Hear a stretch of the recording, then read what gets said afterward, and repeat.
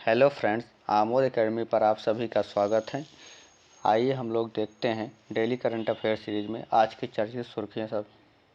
आज की चर्चित खबर है पहली, सी अचलेंद्र रेड्डी को राष्ट्रीय जैव विविधता प्राधिकरण का अध्यक्ष नियुक्त किया गया है।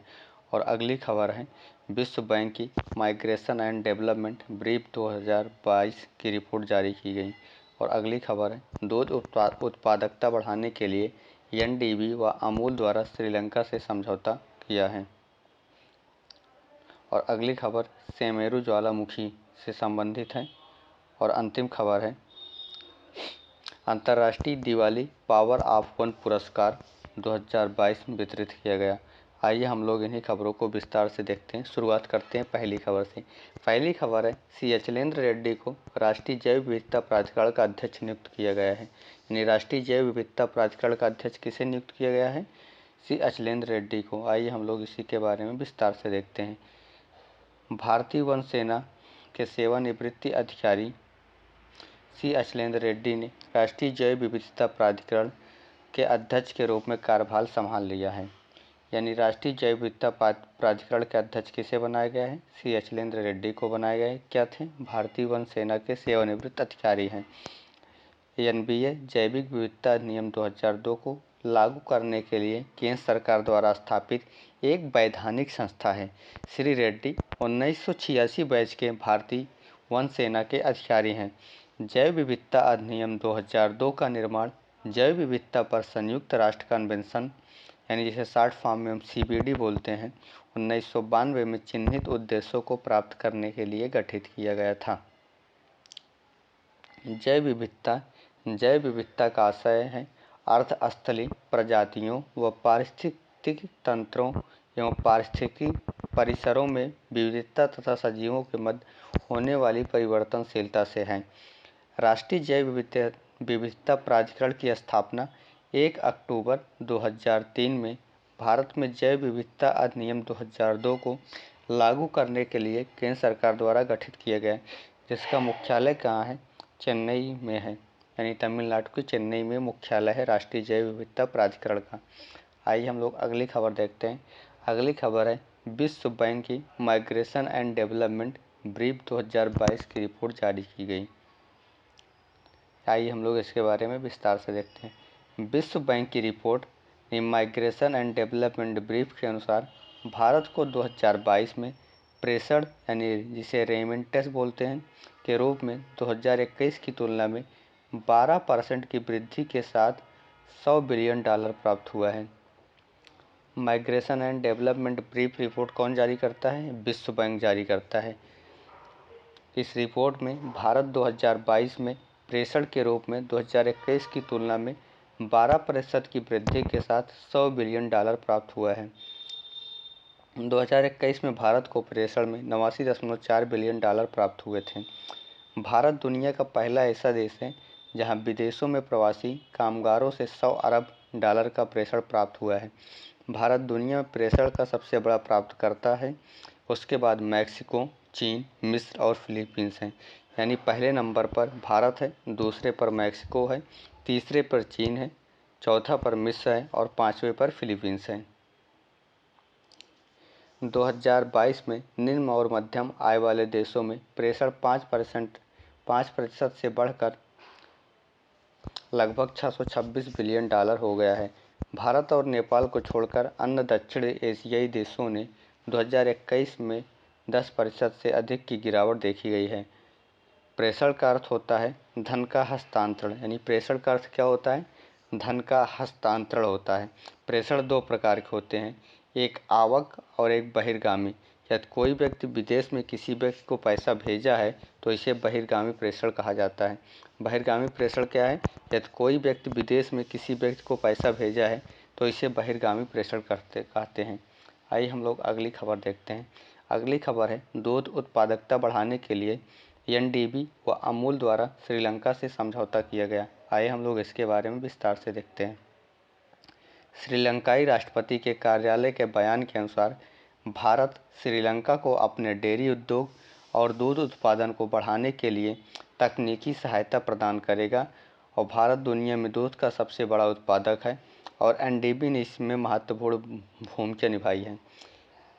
यानी श्रीलंकाई राष्ट्रपति के कार्यालय के एक बयान के अनुसार भारत श्रीलंका को अपने डेयरी उद्योग और दूध उत्पादन को बढ़ाने के लिए तकनीकी सहायता प्रदान करेगा। भारत दुनिया में दूध का सबसे बड़ा उत्पादक है और एनडीबी ने इसमें महत्वपूर्ण भूमिका निभाई है। श्रीलंका सरकार को राष्ट्रीय डेयरी विकास बोर्ड यानी एनडीबी और गुजरात सहकारी दुग्ध विपणन संघ के अधिकारियों द्वारा सहायता प्रदान की जाएगी। किसके द्वारा सहायता प्रदान की जाएगी श्रीलंका सरकार को?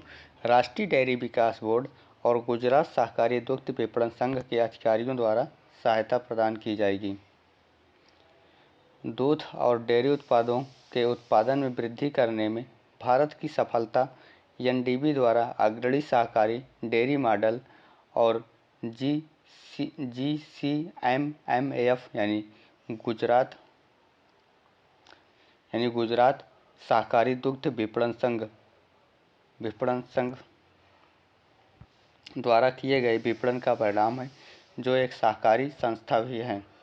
राष्ट्रीय डेयरी विकास बोर्ड की स्थापना 1966 में अधिनियम 1860 के तहत एक सोसाइटी के रूप में की गई थी। यानी राष्ट्रीय डेयरी विकास बोर्ड की स्थापना 1966 में अधिनियम 1860 के तहत एक सोसाइटी के रूप में की गई थी।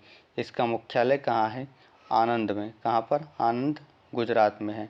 आनंद गुजरात में मुख्यालय है। यहाँ मत्स्य पालन, पशुपालन और डेयरी मंत्रालय के अंतर्गत है। किसके अंतर्गत? मत्स्य पालन, पशुपालन और डेयरी मंत्रालय के अंतर्गत आता है। और अगली खबर है सुमेरु ज्वालामुखी यानी इंडोनेशिया के पूर्वी जावा द्वीप पर स्थित सेमरू, जिसे दी ग्रेट माउंटेन के रूप में भी जाना जाता है। यानी सेमरू को किस रूप में जाना जाता है? दी ग्रेट माउंटेन के रूप में जाने जाने वाले ज्वालामुखी विस्फोट हुआ जावा का सबसे उच्चतम ज्वालामुखी शिखर है। यानी जो सेमरू ज्वालामुखी है यह जावा द्वीप का सबसे उच्चतम ज्वालामुखी शिखर है तथा सर्वाधिक सक्रिय ज्वालामुखियों में से एक है। इसमें अंतिम बार दिसंबर 2019 में विस्फोट हुआ था। इंडोनेशिया में विश्व के सक्रिय ज्वालामुखियों की सर्वाधिक संख्या होने के साथ साथ इसे के पैसिफिक रिंग ऑफ फायर या परिप्रशांत अग्निवलय में अवस्थित होने के कारण यहाँ भूकंपीय उथल-पुथल का खतरा भी रहता है। सक्रिय ज्वालामुखियों और लगातार आने वाले भूकंपों के कारण प्रशांत महासागर में निर्मित क्षेत्र है, जिसे रिंग ऑफ फायर या अग्नि परिप्रशांत वलय के रूप में जाना जाता है। यह प्रशांत कोकोस, भारतीय ऑस्ट्रेलियाई, नाजका, उत्तरी अमेरिका और फिलीपींस प्लेट सहित कई टेक्टोनिक प्लेटों के मध्य एक सीमा का निर्धारण करते हैं। हम लोग अगली खबर देखते हैं। अंतर्राष्ट्रीय दिवाली पावर ऑफ वन पुरस्कार 2022 वितरित किया गया। यह किसके द्वारा वितरित किया गया? संयुक्त राष्ट्र महासभा द्वारा 15 दिसंबर 2022 को यूएन मुख्यालय में शांतिपूर्ण और सुरक्षित दुनिया की दिशा में काम करने के प्रयासों के लिए 4 अनुभवी राजनयिकों और एक अमेरिकी सांसद को इस साल वार्षिक दिवाली पावर ऑफ वन पुरस्कार 2022 से सम्मानित किया गया है। इस पुरस्कार को ऑस्कर ऑफ डिप्लोमेसी भी कहते हैं। यानी दिवाली पावर ऑफ वन 2022 पुरस्कार को ऑस्कर ऑफ डिप्लोमेसी भी कहा जाता है। संयुक्त राष्ट्र महासभा ने वर्ष 2014 में अपने प्रस्ताव संख्या 69/250 के माध्यम से दिवाली के पर्व की महत्ता को मान्यता दी थी। महासभा के प्रस्ताव के तत्पश्चात सामाजिक अच्छाई की प्राप्ति के लिए शांतिपूर्ण व सहमति पर आधारित प्रक्रिया को प्रोत्साहन देने के लिए वर्ष 2017 में दिवाली संस्थान अमेरिका गठित किया गया। यह यूएन चार्टर में वर्णित आशाओं और मानवताओं के आदर्शों के अनुरूप हैं। आइए हम लोग इन्हीं खबरों को एक बार विस्तार से देखते हैं। हम लोगों ने आज क्या क्या पढ़ा। यानी राष्ट्रीय जैव विविधता प्राधिकरण का अध्यक्ष किसे नियुक्त किया गया? सी अचलेंद्र रेड्डी को। सी अचलेंद्र रेड्डी को राष्ट्रीय जैव विविधता प्राधिकरण का अध्यक्ष नियुक्त किया गया है। और विश्व बैंक की migration and development brief 2022 report जारी की गई। इसको कौन जारी करता है? विश्व बैंक जारी करता है। कौन सी रिपोर्ट है? Migration and development brief report है। इसमें पहले स्थान पर भारत है। यानी भारत दुनिया में प्रेषण का सबसे बड़ा प्राप्त करता है। और दूसरे नंबर पर मैक्सिको, तीसरे पे चीन, चौथे पे मिस्र और 5वें पे फिलीपींस है। दूध उत्पादकता बढ़ाने के लिए एनडीबी व अमूल द्वारा श्रीलंका से समझौता किया गया। और इंडोनेशिया के पूर्वी जावा द्वीप स्थित सेमरू, जिसे दी ग्रेट माउंटेन के रूप में जाने जाने वाले ज्वालामुखी विस्फोट हुआ। यह जावा का सबसे उच्चतम ज्वालामुखी शिखर है तथा सर्वाधिक सक्रिय ज्वालामुखियों में से एक है। और अंतर्राष्ट्रीय दिवाली पावर ऑफ वन पुरस्कार 2022 से सम्मानित किया गया। किसने सम्मानित किया? संयुक्त राष्ट्र महासभा द्वारा 15 दिसंबर 2022 को यूएन मुख्यालय में शांतिपूर्ण और सुरक्षित दुनिया की दिशा में काम करने के प्रयासों के लिए 4 अनुभवी राजनयिकों और 1 अमेरिकी सांसद को इस साल वार्षिक दिवाली पावर वन ऑफ 2022 पुरस्कार से सम्मानित किया गया। और इस पुरस्कार को ऑस्कर ऑफ डिप्लोमेसी भी कहा जाता है। अगर वीडियो अच्छा लगा तो लाइक, शेयर और सब्सक्राइब जरूर करिएगा। Thanks for watching this channel.